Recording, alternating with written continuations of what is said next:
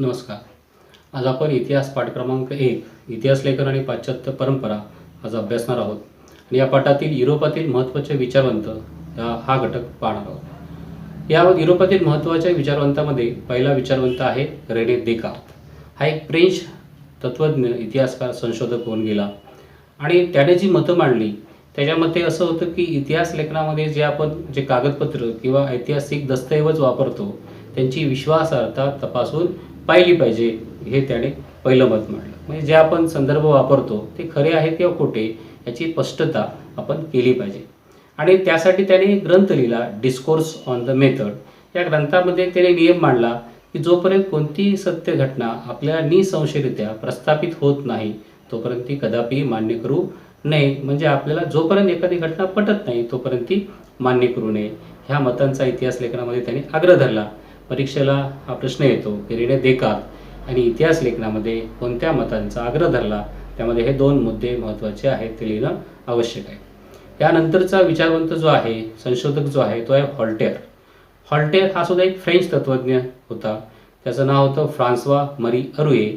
आणि या व्हॉल्टेअरला आधुनिक इतिहास लेखनाचं जनक असे म्हणतात. इतिहास लेखन करताना वस्तुनिष्ठ सत्य आणि घटनाक्रम यांचंच लेखन न होता ज्या काळात इतिहास लेखन काळासंदर्भात आपण करतो त्या काळातील समाज जीवन, सामाजिक परंपरा, अर्थकारण, शेती, व्यापार यांचासुद्धा इतिहास लेखनात समावेश असावा असं या व्हॉल्टेअरचं मत होतं. यासाठी इतिहासाची मांडणी आपण करताना माणसाचा सर्वांगीण विचार व्हायला हवा असं सुद्धा मत या व्हॉल्टेअरचं होतं. म्हणून या व्हॉल्टेअरला आधुनिक इतिहास लेखनाचा जनक किंवा निर्माता असं म्हटलं जातं. परीक्षेला कारणे द्यामध्ये हा प्रश्न येतो. व्हॉल्टेअरला आधुनिक इतिहास लेखनाचा जनक का म्हणतात, त्याच्यामध्ये हे आपल्याला सांगता आलं पाहिजे. यानंतरचा विचारवंत आहे जॉर्ज विल्यम फ्रेडरिक हेगेल. हा एक जर्मन विचारवंत होता. याच्यामध्ये इतिहासामध्ये ऐतिहासिक वास्तवामध्ये तर्कशुद्ध पद्धतीने ते वास्तव मांडलं पाहिजे असं या जॉर्ज विल्यमचं मत होतं. यासाठी इतिहासातील जे घटनाचे टप्पे असतात किंवा इतिहासाची मांडणी करताना वेळोवेळी आपल्याला उपलब्ध होणारे जे पुरावे आहेत त्याच्यामध्ये बदल करणे हे स्वाभाविक असतं. अशा प्रकारचं मत या जॉर्ज विल्यमचं होतं. आणि त्याने आपली इतिहास अभ्यास पद्धती आहे ती विज्ञान अभ्यास पद्धतीपेक्षा कमी प्रतीची नाही हे सुद्धा आपल्या इतिहास लेखनातून स्पष्ट केलं. त्याने एक ग्रंथ लिहिला, एनसायक्लोपीडिया ऑफ फिलॉसॉफिकल सायन्सेस. आणि त्यांचे पुस्तक लिहिलं, रिझनिंग हिस्ट्री. यामध्ये सुद्धा ही इतिहास लेखनाबाबत ह्या बाबी समाविष्ट आहेत. जॉर्ज विल्यम फ्रेडरिक हेगेल याने एक सिद्धांत लिहिला. त्याच्यामध्ये जो सिद्धांत जो आहे तो द्वंद्ववाद, हे त्याला डायलेटिक्स असं म्हणतात. म्हणजे बऱ्याच वेळेला टिपा लिहासाठी हा प्रश्न येतो. द्वंद्ववाद म्हणजे डायलेटिक्स म्हणजे काय, की याच्यामध्ये दोन परस्पर विरोधी प्रकारात त्याचा समावेश केला जातो की खरं खोटं, चांगलं वाईट. म्हणजे हा सिद्धांत म्हणजे नेमकं काय, की त्याची प्रतवारी आता दोन प्रकारामध्ये अशी केली जाते की यामध्ये एक सिद्धांत प्रथम मांडला जातो आणि त्याला छेद देणारा दुसरा प्रतिसिद्धांत मांडला जातो. आणि दोन्ही सिद्धांतांच्या तर्कधिष्ठित उहापोहानंतर त्या दोन्ही सिद्धांतांचं सार ज्या सिद्धांतामध्ये समाविष्ट झालेलं आहे असं सिद्धांतांची समन्वयात्मक मांडणी केली जाते. त्याला म्हणतात द्वंद्ववाद म्हणजेच डायलेटिक्स. आणि हा सुद्धा प्रश्न आपल्याला टिपा लिहा या भागामध्ये तो बऱ्याच वेळेला विचारला जातो. याच्यानंतर पुढचा संशोधक इतिहासकार आहे लिओपोल्ड व्हान रांके. हा सुद्धा जर्मन विचारवंत आहे. याच्या मते इतिहास लेखनामध्ये चिकित्सक संशोधन पद्धती असावी असं त्याचं मत होतं. यासाठीचे मूळ दस्तऐवज असतात, त्या आधारे आपल्याला प्राप्त झालेली माहिती आहे ती महत्त्वाची असते असं या रांके याचं मत होतं. आणि इतिहास लेखन करताना जे अशा प्रकारचे ऐतिहासिक दस्तऐवज प्राप्त होतात त्यांचा कसून शोध घेणं आवश्यक आहे असं सुद्धा या लिओपोल्ड व्हान रांकेचं मत होतं. यासाठी त्याने एक स्पष्ट मत मांडलं की इतिहास हे वस्तुनिष्ठ असावं, ते काल्पनिकता असू नये. याच्यावर सुद्धा ते काल्पनिकतेवरती या रांकेनं टीका करणारं सुद्धा लेखन केलं. या रांके याने दोन ग्रंथ लिहिले, the theory and practice of history and the secret of world history. या ग्रंथामधून सुद्धा त्याने इतिहास लेखनाबद्दल आपली मतं विशद केलेली आहेत. यानंतरचा पुढचा तत्त्वज्ञ जो आहे कार्ल मार्क्स. हा सुद्धा एक जर्मन विचारवंत होता. त्याने वर्ग संघर्षाचा सिद्धांत मांडला.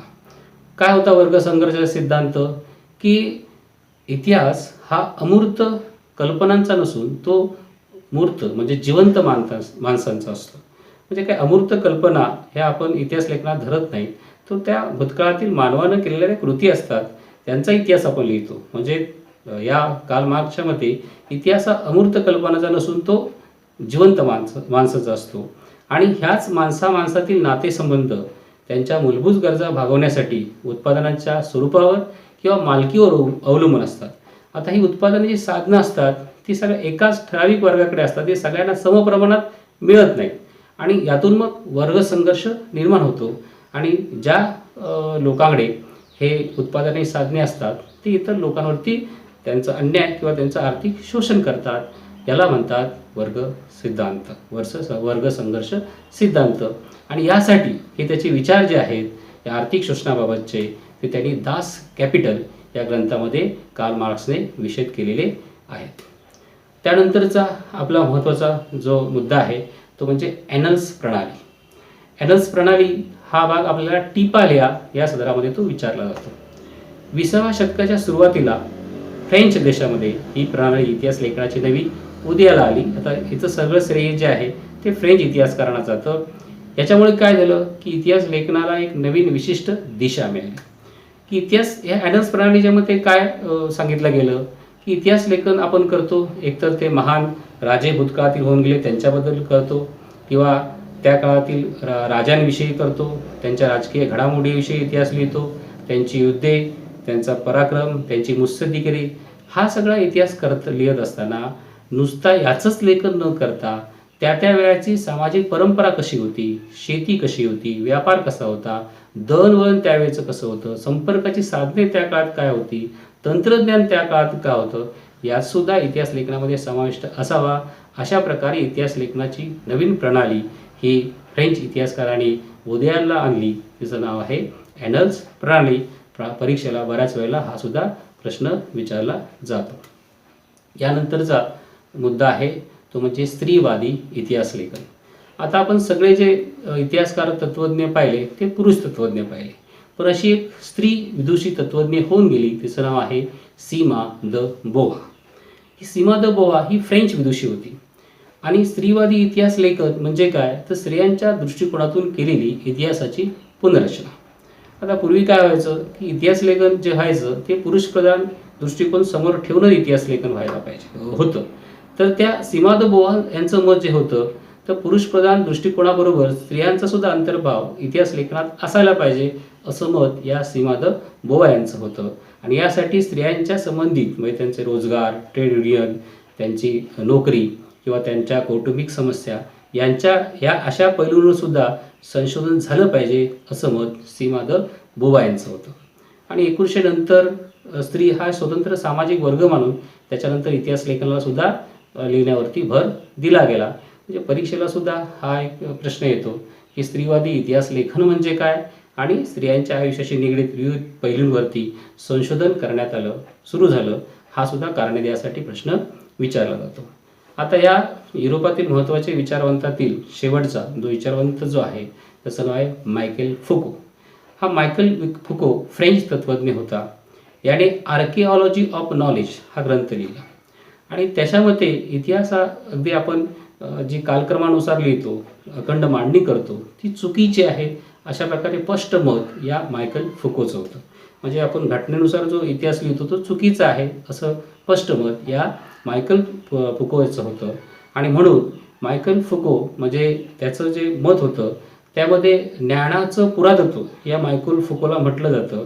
म्हणजे अंतिम सत्यापर्यंत, म्हणजे पुरातत्व म्हणजे काय तर अंतिम सत्यापर्यंतच पोहोचणे एवढं उद्दिष्ट नसून भूतकाळातील जे स्थित्यंतर घडून गेलेले आहेत त्याच्यावरती स्पष्टीकरण देण्यावर सुद्धा भर असावा असं मत या मायकेल फुको याचं होतं. म्हणून मायकेल फुकोला ज्ञानाचं पुरातत्व असं सुद्धा म्हटलं जातं. परीक्षेला बऱ्याच वेळा सुद्धा हा प्रश्न येतो की मायकेल फुकोला ज्ञानाचं पुरातत्व असं का म्हटलं जातं, तेव्हा ते आपल्याला हे मुद्दे सांगता आले पाहिजेत. आणि यानंतरच्या काळातसुद्धा म्हणजे या क्षेत्राव्यतिरिक्त म्हणजे मनोविकृती क्षेत्र असेल, तुरुंगशास्त्र असेल, वैद्यकशास्त्र असेल, या विविध वेगवेगळ्या क्षेत्रामध्ये सुद्धा इतिहास लेखन व्हायला लागलं. अलीकडच्या काळात तर ते चित्रकला, शिल्पकला, नृत्यकला, संगीत, दूरदर्शन, नाटक, चित्रपट आता वेगवेगळ्या विषयावरसुद्धा अलीकडच्या काळातसुद्धा इतिहास लेखन आपल्याला केलेलं मिळतं. अशा प्रकारे हा आपला धडा इतिहास लेखन, पाश्चात्य परंपरा याचा पहिला भाग जो होता त्यामध्ये इतिहास लेखन, त्याच्यामध्ये इतिहास लेखनाच्या परंपरा, त्याच्यानंतर आधुनिक इतिहास लेखन म्हणजे काय, युरोपातील वैचारिक दृष्टिकोनाचा विकास आणि इतिहास लेखन आणि आजच्या भागातील युरोपातील महत्त्वाचे विचारवंत आज आपण अभ्यासलेले आहेत.